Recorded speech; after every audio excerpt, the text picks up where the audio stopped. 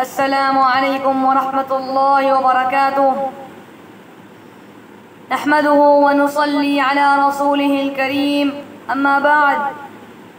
صدر ذی وقار حکم صاحبان اور سامعین خطابت، آج جامعہ سید احمد شہید ملیح آباد کٹولی کے زیر اہتمام منعقدہ مسابقاتی بزم خطابت میں میں چند ان گمنام مجاہدین آزادی کا تذکرہ کروں گا جن کے لہو کی تپش سے فرنگیوں کی ہتھکڑیاں، بیڑیاں اور زنجیریں پگھل کر رہ گئیں، اور جنہوں نے ہنستے ہوئے دار و رسن کا فندہ خود سے چوم لیا، ان گولیوں کی بوچھار اور تلواروں کی جھنکار اور توپوں کی آتشی طوفان میں آزادی اور تحفظ کے لیے اپنے خون کے قطرات کی سرزمین ہند کی آبیاری کی۔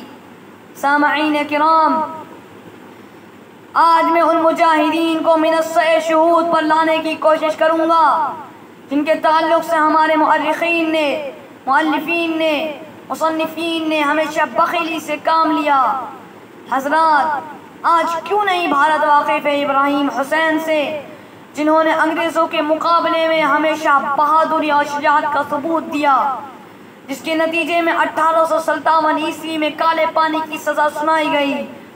کیوں نہیں یہاں کے نوجوان محمد حسین کے نام سے واقف ہے، جنہوں نے مسلسل 8 سال تک انگریزوں کا مقابلہ پورے استقلال اور ثبات قدمی کے ساتھ کیا، جس کے نتیجے میں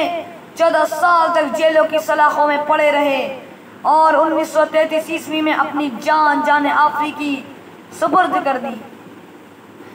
کیوں نہیں ارونا آصف علی کے نعرے دیگر نامور مجاہدین کی طرح یوم آزادی اور یوم جمہوریہ کے موقع پر بلند کیے جاتے ہیں؟ یہ وہ عظیم خاتون ہیں جنہوں نے 1942 عیسوی میں روپوش ہو کر برطانوی طاقت کا مقابلہ کیا